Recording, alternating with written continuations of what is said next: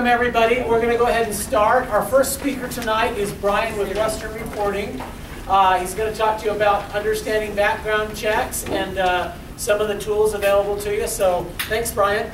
Okay. Thank you very much. It's great to be here. My name is Brian Maurer, as Paul said, and I have two companies, one called Western Reporting, the other we have Reliable Screening.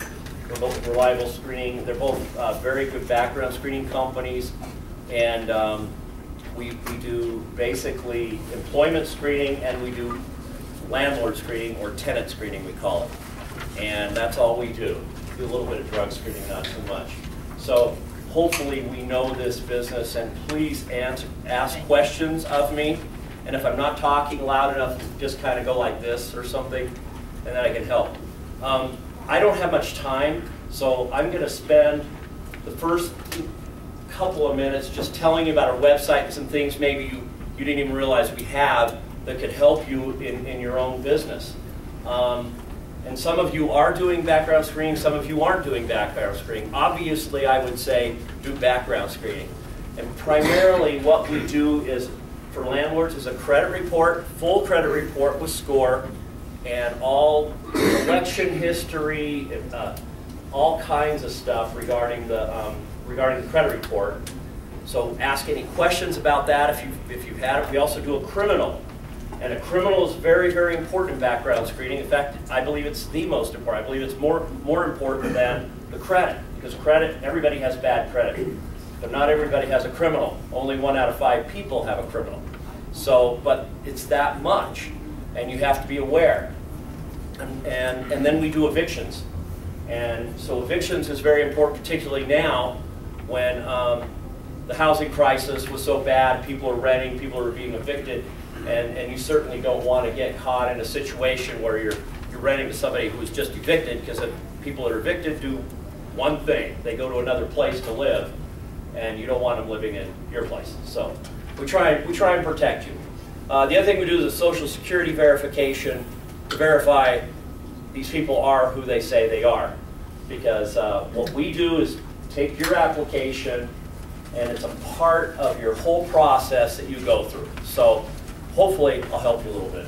This is one of our websites. This is the Western Reporting website, and it's just westernreporting.com. I gave a number of you my card. I'm also leaving my card back there. That has our company phone number, our website, as well as my cell number in case you have any problems at all. And most of the time I answer that, right? I answer it sometimes, Paul, right? I mean, most of the time. I really do. I mean, it's right here. If it's my kids, I don't answer. If my daughter-in-law, I answer. So, okay. Okay, so this is free. We all like free stuff. So this is kind of stuff you can just go to this site, even if you don't have it, and you can see down here, and I'm having a hard time moving this, but there we go. Okay. You can see right here we have a few downloadable forms, and this will help you a great deal. One is how to read a credit report. All you really have to do is click that and open it. And hopefully this will open. Okay. Oh, I guess, sorry, I might have trouble with this thing. Anyway, doesn't look like it's an Adobe.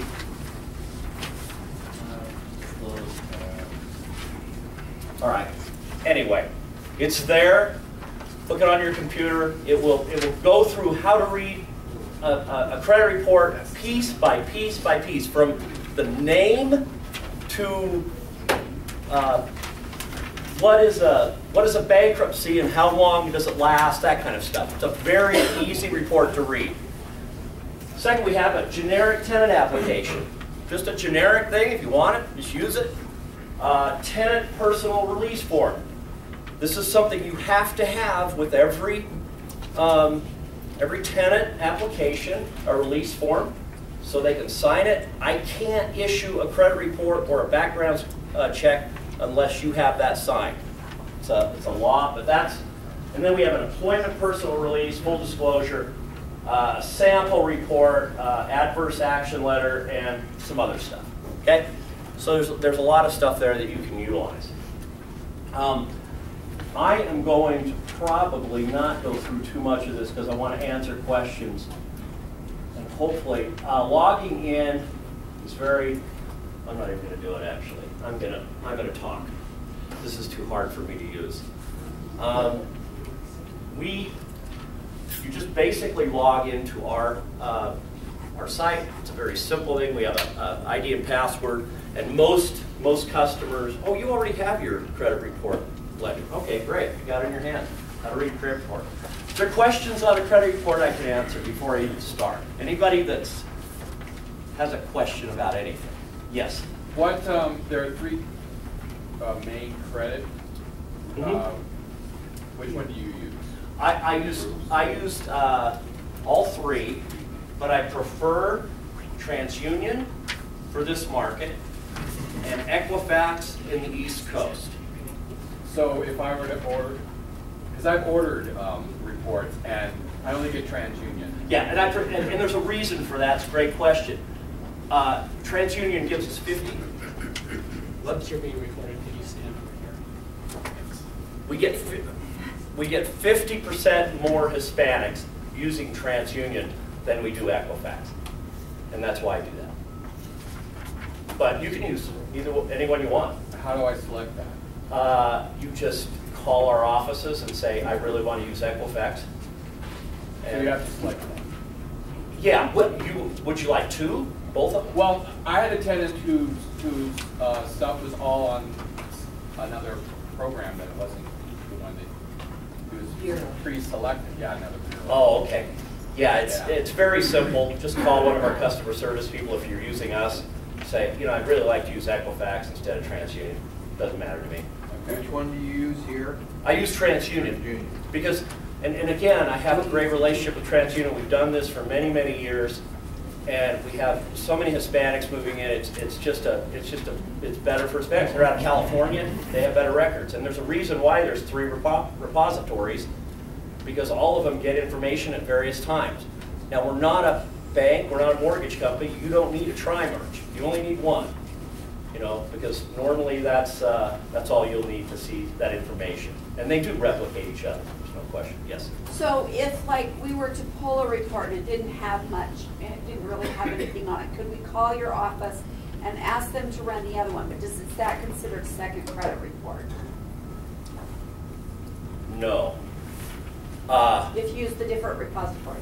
Oh, yes it is, I'm sorry. Okay. Yes, you would have to pay, I think it's $5 more or something like that. Yeah.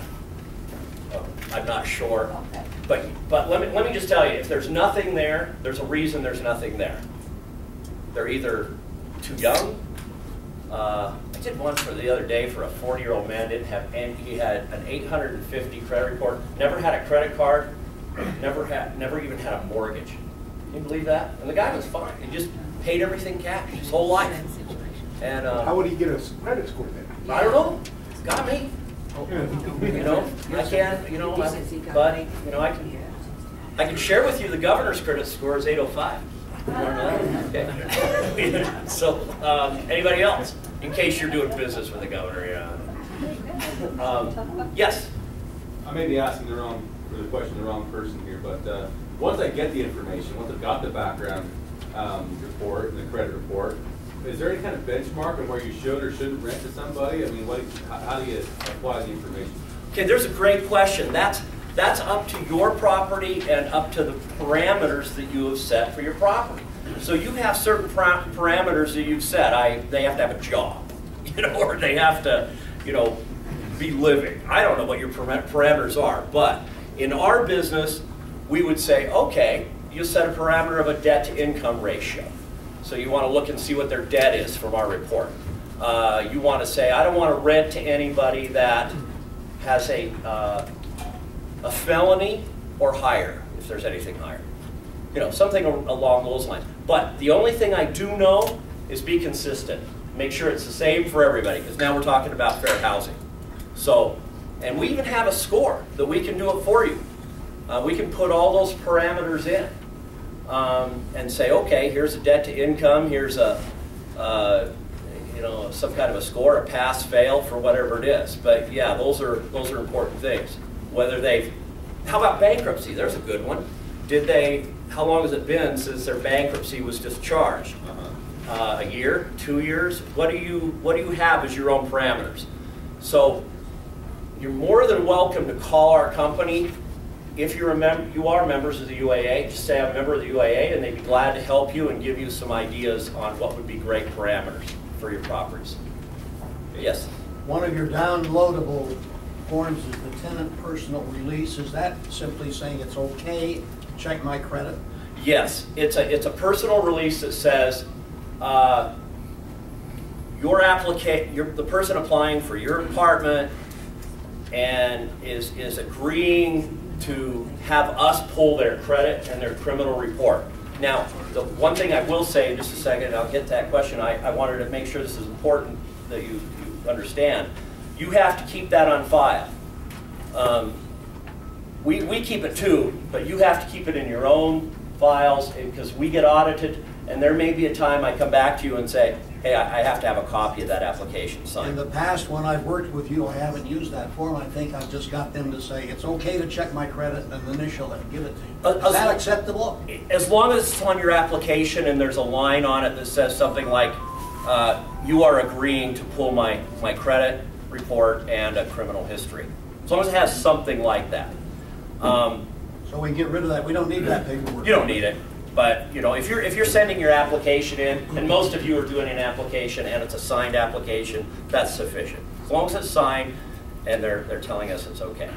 Is there another question I have? Okay, I'm going to talk. Yes. How long do we need to keep this on file? 3 years. Thank you. I'm asking that. You don't have to, but I ask that you keep it 3 years. So, I mean, if something happens, you have a fire, you lose it, you know, what we're asking you to do, when you sign any company, whether it's ours, Equifax, any company that does this, they're going to require that you have a locked file cabinet, someplace that you can keep this stuff so people don't get it. Now, we keep this too. We have a lot of replicating systems where we keep this information. And believe me, we're firewalled. We have to do certain things based on government regulations, that we keep this stuff pretty clean. Yes, sir. You have to do a site inspection? Not in this state. That's a good question. I've never had that asked before. That's another reason why I use TransUnion. TransUnion allows us to do a JPEG format, so we ask for a JPEG. And if we ask for this stuff, believe me, there's a reason we're asking for this. If we ask for a picture of your apartment, you know, please give us the real picture. You know, please give us the stuff that we're asking for. But nobody's ever asked me that question. Yes? So far you've had a free report that you've run since you started the adjuster. Is that going to stay when you say you keep it on storage? Is there a time when you purge the data? Yes, we purge it every 3 years. 3 years? Uh-huh. So, yeah, pretty much 3 years. But, you know, we keep a lot of data. I keep all the criminal I've ever run. We have what's called a priors. It's kind of cool, actually. So if somebody gets an eviction, we keep it in our records, and then we'll give that to you. Has anybody seen a report that said, this is beyond statute of limitations, or something like that? Yeah, that's usually our records, and we'll just say, hey, this person had a criminal 10 years ago. It's a sex offense. Usually it'd be sexual or assault, because we really don't. Those are the two things that could actually put you in hot water as far as a litigation. So we'll give you that information, and then you make your decision on whether you want to rent to them or not. We're really kind of an information providing company.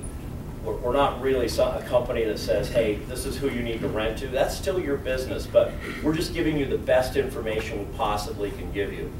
And particularly people with 1 unit to 50 units or something, they really require information. Yes? So if you did see something like that, like there's a 10-year-old sex offender thing or something. Yeah, that's 10 years or more. And you want to turn that guy down. You have to explain to him why you're turned down. You say, well, I pulled your history, and it's not acceptable. Well, can I ask your name? Kip. Ken. Ken makes a good comment. Did everybody hear that? Okay, he asked, he said, do you have to tell somebody why you're not renting to them? Like if they were, let's say they had a sex offense that had been expunged or something like that, but we had told you about it. Absolutely not. In fact, I wouldn't say anything. And we have letters in our system, and if I turn my head and click this, but once you're in, it's called disclosure forms. And if you don't know where it is, please call, and somebody will tell you from our office. And it has a letter pre-printed that says, hey, I denied you, but for no reason at all. And then it will say, how about a credit report? Do you have the rights to give somebody their credit report if they ask? No. No. Do I? Yes, I do. I can, all you have to do, our number, our name of the company's on this denial letter, and even if you have your own denial letter, tell them, anybody, that they can come to us and we'll give them their credit report and criminal for free. It's a nice service, but they'll appreciate it. Yeah. Are we required to give a denial letter? I don't know that. Are they? If they ask. Yeah, I think it's a best practices thing. What, for credit and criminal? No, for credit. Criminal. In the employment arena, you are required. So that's why we have the letters. But I'm not sure. I don't think it's required on tenant in this state. But it's best practices to do so. And you can just mail it out. I mean, you can mail it out to them. You don't have to hand it to them. It doesn't have to be anything like that. So. If you picked up their email on their application, you can email them. Right. Right. And then it's no look more. But I wouldn't ever recommend telling somebody why you're not renting to them at all. You can do just no reasons. Now, you can give them a conditional letter, and that's a great thing. And that's conditioned upon, that they pay you a higher deposit or something like that. So you're assessing risk. Even if I have a 750 credit score, and you may think that's a great score for somebody, and I'm going to rent to that person. Well, the fact is, drug dealers all have great credit scores because they deal in cash. So they open up a clandestine laboratory and you're growing pot for a year and a half, 2 years, and they're paying their rent all on time. But then they close your property down, and you're not making money or something. It's just, you need to do everything. You need to be careful. Yes. I understand some cities are making it illegal to reject somebody because of a score, a credit score. They are? Really? I didn't know that. Well, let's talk about score for a second. I'm not a big credit score person, particularly at renting. I think it's slided. Your score can go up or down 100 points based on a 30-day late. Did you know that? You could have a 700 score, be 30 days late on your cable bill, and boom, you're under 600. Now, it takes a while to get back up. It takes no time at all for that thing to drop. So it's imperative that you look at that credit report, and you have a copy of them, but can I grab this real quick? It's very, very important you look. There's one here that says maybe, let's see, Central Bank for $11,000. I've said this before. I say if somebody pays their car payment on time and is never late, they're probably going to be a good renter. Now, there's a lot of other things that may apply. But that's really a good barometer, I think. But they could have a credit score of 448. Why would it be low? Well, because they have medical, or they have a home would really drop. If you miss one payment on your home or a real estate transaction, that's going to really drop it fast. So scores are very very subjective. It's something you need to look at the credit report. You could be letting people go that are good renters based on a score. So I hope they don't pass that off, really. I mean, you're going to have a lot of people not be able to rent. So, questions? A couple more, yeah. Can you report the rental history payments of your tenants? To who? To the bureaus. You can, but it's not going to get reported. You have to do that through a collection company. Okay. And they batch them. They batch them and send in 300 times. I can't even send it in. You know, it's kind of a, but. There are companies back east that on their websites will say, we'll report your tenant's credit history, rental history, payment history to your bureaus. Could. Yeah. I mean, I've seen it. And you could do it if you're really ticked off at somebody and say, I'm going to report this anyway. You know, that's a good thing to do. Yeah. There are, MrLandlord.com has a link to it, but there are agencies you can report credit, show a good rental history, as well as they've got the collections. Yeah. But it's never going to show on any of the major. On the repositories. Yeah, I haven't seen many, you know, on that. Any questions about something that somebody's had on a credit report? I got about 5 more minutes. I want to leave plenty of time for your other speakers. Yes, sir. So if they already have judgments and collections, is it always first in, first out on who gets paid? On a bankruptcy? No, just on regular collections. On a judgment? Yeah. Yeah, it usually is. So if they already have, say, a couple collections and 1 judgment, chances are. Right. Yeah, chances are. But again, you know, it's always good to do your due diligence all the way through, and it's always good to ask questions to particularly our people. We train our people very well, and they do this every day.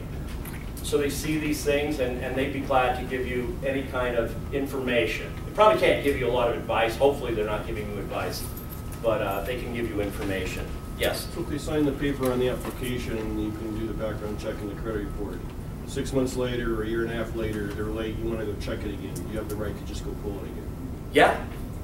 Yeah, you do. You have a right. As long as they sign that. There's no expiration, like it's only good for 1 time or No. it's good for 2 months. Or No, there's not an expiration. There's an additional cost though, right? Right. That would cost. But you can go pull it again. And in fact, I recommend, and this isn't just because it's more business or something, but I would recommend you do a check every year on your rentals. I mean, people get criminal charges all the time, and the last thing you want is a drug dealer or a sex offender that even in a pending case. We provide pending cases. I've seen sex offenses stay in the courts for 5 to 6 years, and they're still and the offenders are still offending while they're going through the court process. And you can evict them. Yeah. If you're using the UAA lease, that's actually got a clause in there that at any time, whether they're still in your unit or not, as long as they owe you money, you can run the background on it. Good. Yeah, that's great. That's good. Another recommendation I'll make, I just thought of something, and that is if on your application it says, have you ever been convicted? Just change that to, have you ever been charged? Now why do you think that would make a big difference? I'm just kind of curious. Because most people I turned someone down for that last year. They'd been charged but not convicted. Yeah. It was a sex offense. I found it on their thing and I denied it on the Yeah, you can deny it, but if you said... Otherwise, nice looking person, And what were you going to say? that most people are charged but not necessarily convicted. Right. And if you rented to them and they lied about being charged, you can, Disqualified. yeah, qualify. So, and that's a little thing that I've seen in a lot of application. I would say just change that word. Have you ever been charged? If they lied on their application. Okay, I got 1 more minute. A couple of questions you guys always wanted to ask, but right? Yes, sir. So how does your reporting differ from just the other ones that are out there? Because there's constantly stuff. Yeah. What makes it any different? Yeah, I think that's a good question and fair. We have what's called the Good Landlord Program. We are tight with the Good Landlord Program. Every report we provide is FCRA regulated and qualifies as a Good Landlord Program background check. Now, that being said, there's a lot of people who want to save a couple bucks and they just get on the internet and say, oh, here's a name, I'm going to see if they have anything. that can get you into trouble. One reason is if that isn't the person that has a record or whatever, that could cause you some problems. The other reason, we're a Utah company, and I buy data as well as I have access to the administrator's office of the courts in every district court in the state of Utah, as well as all justice courts, and I get all eviction data same day eviction, which means they're evicted yesterday, I have that information today. And some of you may even see it, you know, when you see a report. Yes? Paul always says, mom members using members. You're a member of the Utah Apartment Association because we're using you. Oh, I am? Are you not a member? Yeah. Oh, you yeah. should be. You're a professional member. Yeah. Oh, yeah. Right. So it's mom members using members. Yeah, but even beyond that, we're a Utah company, and we specialize here in Utah. I'm probably one of the very few companies that actually do business with anybody under 50 units. Most of the companies will not do that. The liability is too great for them. And I thought, years ago I said, you know, Paul and I talked about this, we gotta have something for those people with 1 unit, 2 units, so they can get a credit report, so they can get this information. That's silly. Yes, sir. How much? If you're a member, $17 for a Utah only, $20 for a national, which includes a social security verification, and so, you know, yes, as well as the credit score and report. Do you pull that data from the DHS website, like because the one that I use right now can tell me who's on the no-fly zone or Yep. possible terrorists? Oh yeah, that's on the multi-state. Okay. So we have all that information. In fact, ours is really good because there's data out there, and there's a number of people that sell this data. It's whether they update it or not, and some companies don't update it, and the customers we use or our providers have to have their updated data every 21 days, or we don't use them. We do them for the airport. I mean, can you imagine if we messed up at the airport or something like that, or Salt Lake City Corporation? I mean, those are big liabilities if I miss on something like that. Any other questions? Yes.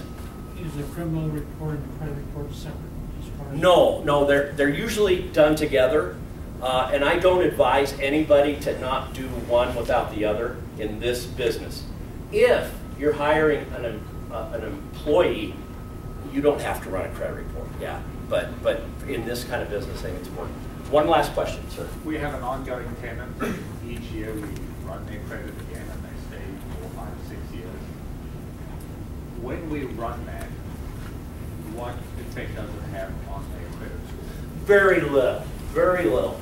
Maybe it might be a 2-point effect, but very, very little. Now, if you're running them every day, right, like I run on my own credit, I sometimes do that myself, which I shouldn't be doing, but very little effect.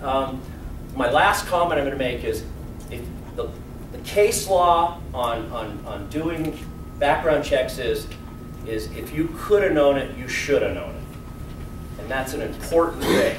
We're not regulated by statute, so if you could know somebody had a record or something, you should have known it, and you're putting yourself as well as people in liability who live in your apartment communities. So that's what we do.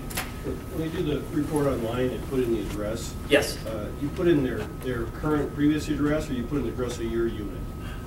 You put in their current address, and normally you will get a list of addresses they've lived in the past 10 years, and you can match that with their applications. When you run it, it's going to report at the bureau. It's going to say, hey, there was a report saying you live at this address, and if it's like your unit's address, you're renting to them, yeah. And then you don't rent to them, then someone comes looking for them and say, hey, this guy was renting from you. You say, oh, well, no, I just ran a check once. Yeah, we don't, that's a whole different story. We usually run an address check history with a multi-state like you were talking about. It's much better, the data's better. The repositories aren't known for having those addresses. They still have me working for a company that I worked for like 20 years ago. The point was the credit report, the next guy that pulls it will say, hey, there was a address reported recently, right? When you run your report, if you put your unit's address in there, Yeah. you're renting. So do you want to put that in, or do you just want to put his previous address? Just put any address, okay? I mean, as long that the address they're living in right now, that's what I meant. Yeah, just put the address there. Make sure they spell their name right. Everything's done by spelling of name. That's another thing. Thanks, I appreciate your time.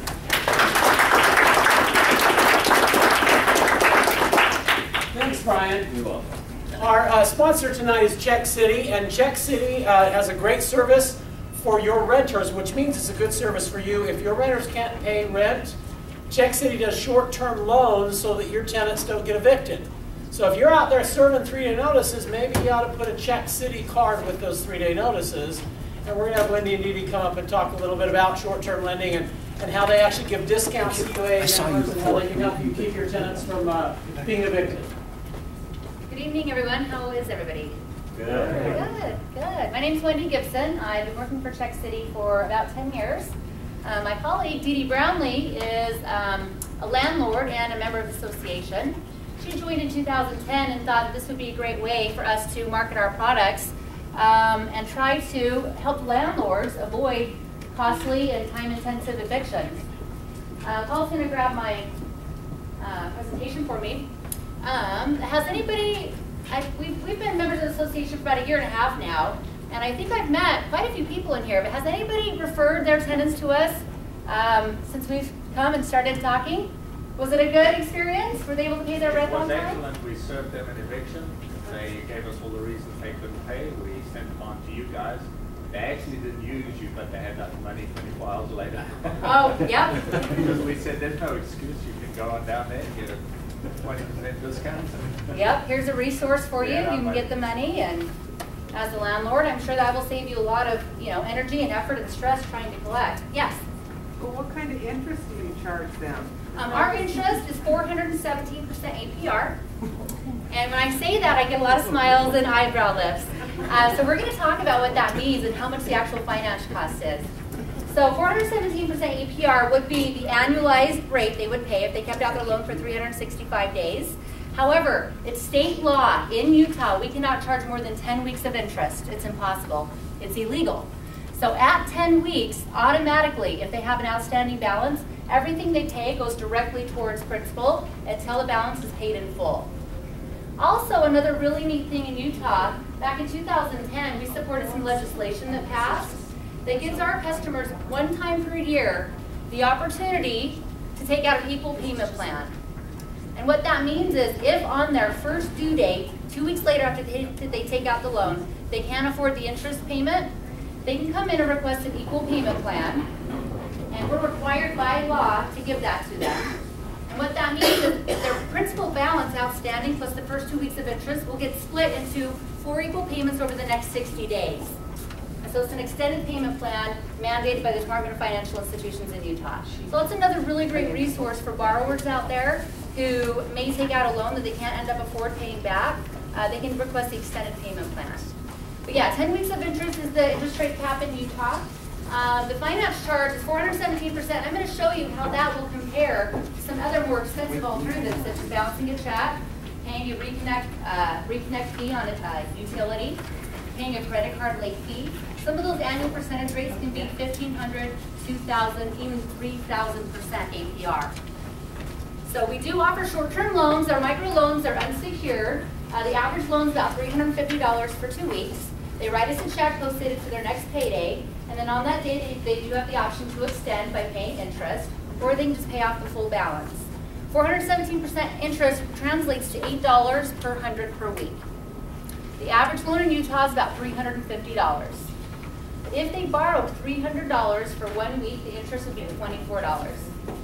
However, if they bounced a $300 check with their bank to get their rent paid on time, their bank's going to charge them $35, $40, $45, and some banks are even more expensive than that these days. So we can be a much cheaper alternative. I don't think I'm going to have my presentation tonight, which is fine. I would love to answer some more questions about our products and services. Has anybody else used us or referred us yet? Any of the tenants? Not yet. Well, we would love to have your guys' business. We try to take on the win-win mentality. We want to help your tenants get their rent paid on time, but also help you as landlords not have to deal with the stress of trying to collect. You know, and I know I've gotten feedback from a lot of landlords over the last year and a half that I've been coming to these meetings and attended the trade show and the first trade show. And a lot of landlords said, you know, we've got tenants that ask us all the time, can you hold the check? Here's the check, can you hold it for just a few days? I get paid next week, I get paid in 2 weeks. Can you make payment arrangements with me? And I mean, I know you guys often aren't in a position to be able to do something like that. And so we'd love to offer you guys, your tenants, a 20% discount for using our services. And inside your packets that Dee Dee passed out, you'll see an example. Thank you. You'll see an example of our discount card. It has the association logo on it. We try to keep it really professional, really high level, just clean, professional marketing. We have excellent customer service when they come to our stores. Everything is confidential. The process is about 10 to 15 minutes. And then get up to 1/3 of their gross monthly income in about 15 minutes. So let me just jump to my presentation now. I think I've gone through most of the talking points. So what is a short-term loan? It is a small dollar loan to pay for an unexpected bill. It's instant funds to avoid more costly alternatives. There's no credit check. The average loan is $350 for 2 weeks. The requirements are only steady income and a checking account. So their limit is based on how long their checking account's been open, how active the checking account is, do they have constant deposits and withdrawals, and maybe a direct deposit going in and out of the account, and how long have they been employed. They fill out an application, provide proof of income, a checking account, loan up 1/3 of their gross monthly income, they write a post-dated check. Check City, we've been doing business in Utah for over 17 years. We're the largest short-term lender in the state. We have an excellent reputation. We have 28 locations in Utah, from Logan all the way down to St. George. Dee Dee, who's also a landlord, she manages the one in West Jordan, over on by Jordan Landing. There's a, what's over there by you, Dee Dee? A Sonic and a Sears brand. We're a member of the Community Financial Services Association. We would always recommend, if anybody's ever going to use a short-term lender, to make sure that they look for the CFSA seal that's on our door. And that guarantees that that lender is adhering to a set of best practices. And it's very important that we have a lot of integrity in our industry, because a lot of people tend to scrutinize us because of our APR. And once people start to learn about our business and ask those kinds of tough questions, you know, 400%, wow, is somebody going to pay back $400 on a $100 loan? Well, absolutely not. The maximum amount they would pay is $80 if they took it out the full 10 weeks. But to be honest, most of my customers pay off in 2 weeks. And well, I'd say about 60% of our customers pay off in 2 weeks, and 90% of our customers pay off in 30 days. We're also a member of the Utah Consumer Lending Association, which is our local trade association that also requires we adhere to a set of best practices. So finance charge, we went over that, $8 per 100 per week. It can be much cheaper than other alternatives, such as bouncing checks, late payment penalties, utility reconnection fees. So here's a cost comparison. A lot of people don't know this, but Wells Fargo, they're actually one of the larger short-term lenders in the state. They're one of our biggest competitors. They offer a payday loan. It's called their direct deposit advance. And for a 1-week loan, they charge $10. That APR is 521%. Mountain America Credit Union also offers a My Instacash loan. They charge $15 for a $100 1-week loan. And that APR is 782%. So as you can see in this scenario, Check City would be cheaper. Here's another cost comparison to some alternatives. Here's our APR right here on the graph. The next one over is overdraft protection of 1,500% APR on a $100 check. If it's overdrafted, it's 1,500% APR. A credit card late fee is around 1,900% APR. The late or disconnect fee on a utility, $100 utility, let's see down here, the disconnect fee on average is $46. That's a 2,400% APR. Or if you balance a check at your bank and they send it back to the merchant's going to also charge a bounce check fee. So you're looking at a 2,800% APR for something like that. Our customers are smart. They do the math. They figure out, am I going to pay $8 to Check City, or am I going to pay $35 to my bank? What's going to save me money? And that's really why our industry's grown and been so successful in the last 10 years. People are starting to figure it out. All right, regulation in Utah, 10-week interest rate cap. We offer the interest-free payment plan. We do undergo annual audits by the Department of Financial Institutions every year. They come in and go through our books, make sure we're adhering to state law, review our records. We're also required to give written and verbal disclosure of the finance charge and interest rates. Czech City, we're especially committed to making sure our customers are well informed, that they understand the terms of the contract before they sign the contract. That's best for us. As a lender, we want to get paid back. We do our due diligence to ensure our customers know, just as you do, this is what your down payment is, this is what the rent is, this is what we require to be tenants. We do the same thing. This is the finance charge, this is the due date, this is what's going to happen if you don't pay. We do the same thing because we want to get paid, and we also want to help them. And we display all of our fees in our lobby on a large prominent sign. Some of our other services, check cashing, wire transfer services, and we do have renter's insurance. Czech City is a very large company, and we own an insurance company. It's called Insure Utah. They're a local company based out of Provo. And if any of your tenants are looking for a good rate on renter's insurance, please send them our way. They can pick up the red phone in the lobby, and it'll direct them directly to, once they pick it up, it calls directly to the corporate office, and an insurance agent will pick up and give them a free quote over the phone. We do free money orders also, and we have a lot of members of the association send their tenants down to our stores to get free money orders to pay their rent. No questions asked, no transaction necessary. They can just come in and get free money orders anytime. Some of the facts. Other financial institutions find it too expensive to market and service small loans. A balance check fee is usually 2 to 3 times more expensive than a payday loan. We're available 7 days a week and also online at czechcity.com. The loans are approved same day, and the finance charge, or the financial dilemma is taken care of immediately. And there were over 1 million loan transactions in Utah last year alone.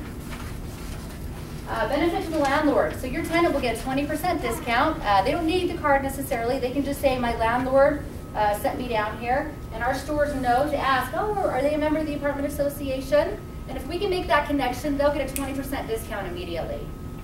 Rent will be paid on time, less hassle and stress for you. We take on all the risk, and you can avoid expensive and timely evictions. We really take on the win-win mentality. We want to help you. We want the business, of course, and we want to help your tenant make their rent on time. We would love to be an extension to your team to do that. If you have any questions, please visit our website to find out more about our company, or you can contact Dee Dee directly. And here's her cell phone number and her email address. And also in your packets, there's a copy of this presentation with her information on the back. So can I answer any more questions? Yes, ma'am. I think I noticed the note, they have to have a checking account. Yes, they do. We do offer a signature. My tenants wouldn't qualify. We do offer a signature loan, usually if they've been employed for at least 6 months to a year. We do offer a signature loan anywhere between $50 and $200. But if they need $300, $400, $500, we're gonna require a checking account. Any other questions? Okay, thank you. Thanks. Give her a big round of applause, guys. Thank you. These guys are such good supporters of the UAA. The only thing I don't like about them is when they come, they bring donuts. And I have to admit, I had 4 donuts in the last 3 days. And, so I'm trying to have to really work out hard this weekend. So. Well, our next speaker and our last speaker tonight is on quick turnovers. And we had an eviction attorney who was going to talk about bankruptcy, evictions and bankruptcy. They rescheduled till April, so we will have that in April. But our next speaker is Jeremy with Mountain West Property Services. And he does a great job the last couple nights, just giving great information. So who needs one of his packets? Anybody?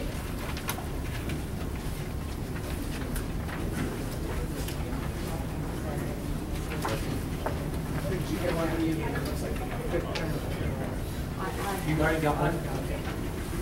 Thanks, Paul. Did you get one when you came in? Yes. Okay. Did you get one when you came in?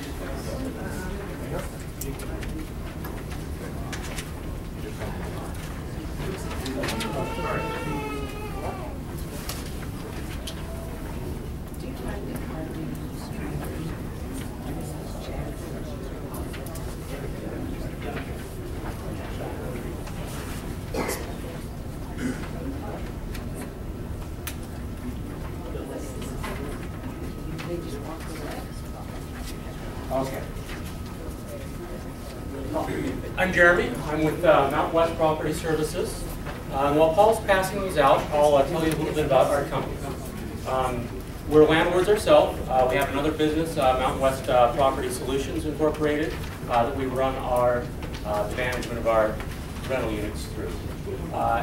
While we've been doing that, we've had the unfortunate case of having tenants skip on us, of having to perform evictions, and have had lots of their tenants left behind. That's kind of what got us started in this business, is just recognizing the need that a lot of times, had we known somebody that could have done it for us, a lot of times we would have had it done just because it wasn't pleasant work. In addition to that, some of the other services we have besides moving and storing the property that's been abandoned is should you have a property become vacant and you need landscaping, the lawn mowed to keep the city happy, or the snow removed to keep the city happy on your vacant properties, we can help you with that. Or if I know with a lot of the tenants that we've dealt with in the past, they just haven't maintained the yard to the standard that we would expect, or that we like. And so they just need a little TLC sometimes to get the curb appeal back up to help you rent them a little bit easier.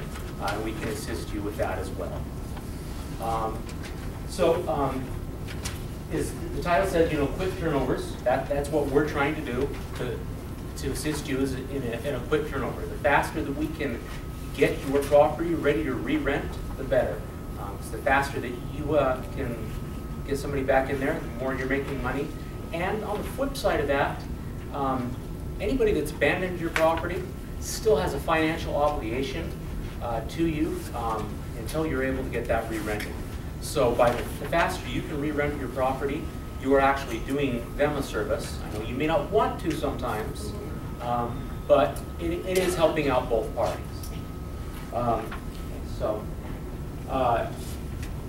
Here, the next two slides here, which is included in your packet, is just the state code on how to deal with the property. I'm not going to read through the slides here because I break them apart as I go through my presentation here. But just so you're aware that you do have the code, so you can refer to that. So the code states that to consider a property abandoned, it needs to have been 15 days from the day that the rent was due. And during that 15 days, you cannot, for it to be considered abandoned, the tenant cannot have contacted you. Basically, they've avoided you, or in the case that they have abandoned it, they're nowhere in sight. And then, so if that meets that, it's been 15 days, you haven't heard hide nor hair of your tenant, this is what you do next. Go ahead and go out and visit the property. Knock on the door, see if you can get anybody to come to the door. If you can't, you have the right to enter the property to inspect it. And what we're looking for is we're looking for reasonable evidence other than the presence of the tenant's personal property that the tenant is occupying the premises. So some of the signs of occupation we have are fresh food, fresh trash, anything that would lead you to believe that somebody's still there, they're just avoiding. And in this case, what you're going to do, if you believe someone's still there, is you're going to post your 3-day pay or vacate notice, because at that point it's not considered an abandonment. Now, if the property is abandoned, they've got mail, newspapers piling up, they haven't checked it, there's no evidence there to lead you to believe that someone's still in the property, then we're going to post the notice of declaration of abandonment. Now, even if there wasn't property there, you go there, you open the door, it's empty, we still need to post this notice of declaration because this is what allows you to retake the premises. This is the notice. It's available on the UAA website. This is that's where I pulled the notice from. Fairly simple. You just need the tenant's names on your lease and the address, and then you'll date and sign it down here. You'll also want to, I don't see a place for the notice, but you want to make sure you give them your contact information so so they can get a hold of you in case they have an abandoned property. They're just, avoiding. Okay. So you've posted the notice. Now what?